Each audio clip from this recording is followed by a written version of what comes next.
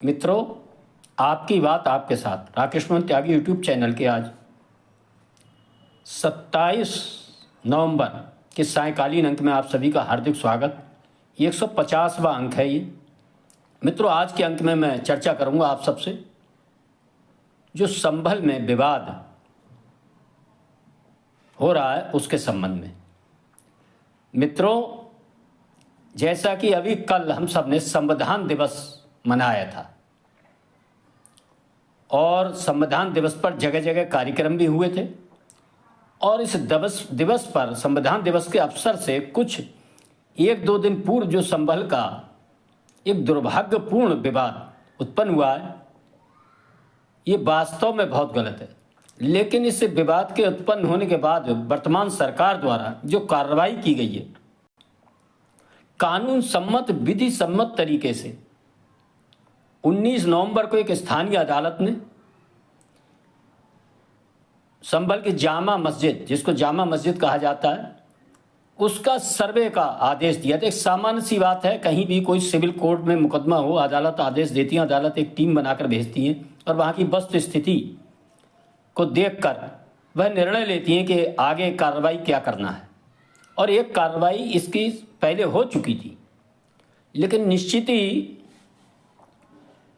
जब सुबह 7:30 बजे एएसआई की टीम और स्थानीय पुलिस प्रशासन वहाँ पहुँचे तो वहाँ एक सुनियोजित ढंग से किस प्रकार हजारों की भीड़ वहाँ एक कानून सम्मत कार्य को में अवरोध बनकर खड़ी हो गई। वह संभवतः भूल चुके थे कि भारत में संविधान के हिसाब से काम होता है।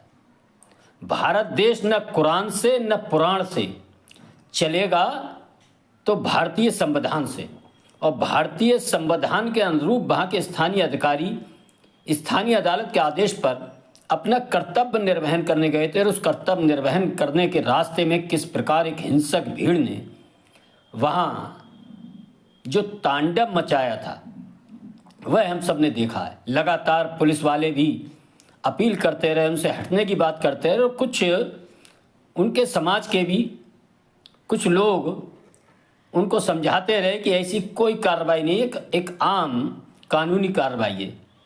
लेकिन मित्रों, जिनके जहन में इस देश को बाबा साहब के कानून से ना चलाकर आने वाले समय में सरिया से चलाने का जो जहर भरा हुआ है, वह लोग आप सब देख रहे होंगे। देश के ज्यों-ज्यों उनका जनसंख्यीय बदलाव जहाँ जहाँ आ रहा है, वहाँ इस प्रकार की घटनाएं आए दिन हम होती हुई देखते हैं। वह चाहे कश्मीर हो, हमने देखा है, पश्चिम बंगाल में भी कुछ घटनाएं ऐसी हुई हैं, और कानून के आदेशों की धज्जियां उड़ाना।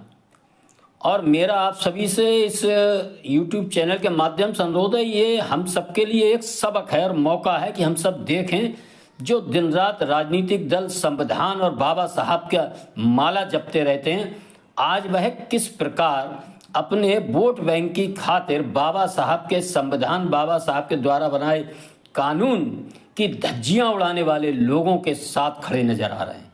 ये हम सबको देखना चाहिए, इनके दोहरे चरित्र को पहचानना चाहिए। ये वही लोग हैं जो अभी कुछ समय पहले तक संविधान और बाबा साहब का हर चुनाव हर जगह नाम लेकर, लेकिन जब बात आती है बाबा साहब के संविधान को लागू करने की, और जब ये अपने समय में सरकारों में थे तो इनके समय किस प्रकार उपद्रवी संविधान, न्याय व्यवस्था, कानून व्यवस्था की धज्जियां उड़ाया करते थे, किस प्रकार ये हम सब ने मथुरा में भी देखा है और जगह जगह भी देखा है। ये वही लोग हैं जिन्होंने 12 की सरकार में आने का पहला निर्णय लिया था कि इस देश में जो आतंकवाद के आरोप में आतंकवादी गिरफ्तार हुए थे उनको छुड़ाने के लिए पहला अपने मंत्रिमंडल से प्रस्ताव पारित किया था। मित्रों, ये वही मानसिकता के लोग हैं और आज वह संभल के बारे में तरह तरह का भ्रम कह रहे हैं। एक वहाँ के पुलिस प्रशासन ने बहुत बहादुरी के साथ उस भीड़ को बहुत धैर्य के साथ 20-22 पुलिसकर्मी वहाँ गंभीर रूप से घायल भी हुए हैं, कुछ के छर्रे लगे हैं।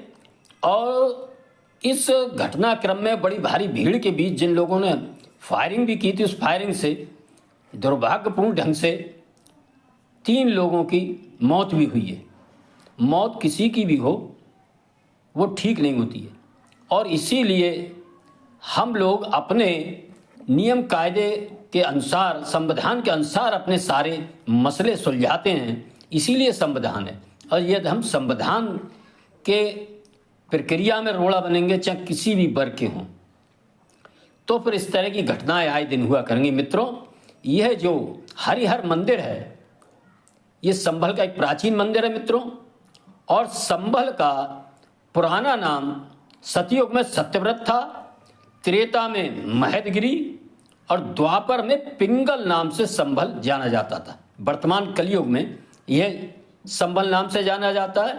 और बाबर नामा और अकबरी आयना में तत्कालीन इतिहासकारों ने, जो मुगल शासकों के इतिहासकार थे, उन्होंने स्वयं इसमें लिखा है कि किस प्रकार बाबर के आदेशों के बाद संभल के हरिहर मंदिर को ध्वस्त कर वहाँ एक मस्जिद का निर्माण किया गया था। मित्रों, वहाँ जो प्रतीक चिन्ह हिंदू मंदिरों के मिले हैं, और वह लोग प्रतीक चिन्ह भी इसीलिए छोड़ते थे जिससे कि वहाँ की हिंदू जनता, सनातन जनता अपमानित होती रहे कि देखो, और उनमें अपराध बोध का भाव रहे, वो शासक वर्ग के खिलाफ कोई कार्रवाई करने की ना सोच सके, और उनके मन में एक हीन भावना भरने का काम इस प्रकार की घटनाओं के माध्यम से किया जाता था। लेकिन वहाँ के हिंदू समाज ने लंबे समय से इस दावे को छोड़ा नहीं था, और वहाँ के स्थानीय सनातनी यादव समाज के लोगों ने अपने वकीलों के साथ कानून सम्मत तरीके से इस मंदिर पर अपना दावा किया था, मुकदमा डाला था। यदि आपको कोई उससे दिक्कत थी तो आप सुप्रीम कोर्ट जा सकते थे, हाई कोर्ट जा सकते थे। अभी तो ये स्थानीय न्यायालय का आदेश, उस पर स्वयं आपने कानून व्यवस्था तोड़ने का काम किया। वह शायद भूल गए कि वर्तमान सरकार बाबा साहब के बनाए कानून संविधान की रक्षा में तेरा मेरा किसी भी प्रकार का कोई कोताही नहीं छोड़ते। कानून सबके लिए बराबर है इससे काम, और वह निश्चित ही अपना काम कर रहे हैं। और हम सब भी ऐसे राजनेताओं को पहचाने जो इस प्रकार के कानून को तोड़कर एक सरिया कानून लगाने का जो उनके मन में, दिमाग में है, ऐसे लोगों को सहयोग करने वाले राजनीतिक दलों को पहचाने, समझें, मनन करें, चिंतन करें, और इस नारे को कतई न भूलें कि हमें बढ़ना नहीं है, कटना नहीं है और मिटना भी नहीं है। हम सचेत रहें, सजग रहें, संगठित रहें। इस तरह की घटनाएं समय समय पर होती हैं, हमको जागृत करने का काम करती हैं। मित्रों, मेरा आज के अंक में आप सभी से इतना ही अनुरोध है कि इन अंकों को पसंद आने पर आप लाइक किया करें, शेयर करें, और इस चैनल को जिन मित्रों ने सब्सक्राइब नहीं किया है वह सब्सक्राइब करें, और इस बात को लोगों के दिमाग में भी उतारें और स्वयं भी उतार लें कि भारत देश न कुरान से चलेगा, न पुराण से चलेगा, भारत चलेगा तो भारतीय संविधान से चलेगा। धन्यवाद मित्रों, आप सबने सुना। जय श्री राम, जय श्री वाल्मीकि भगवान, भारत माता की जय।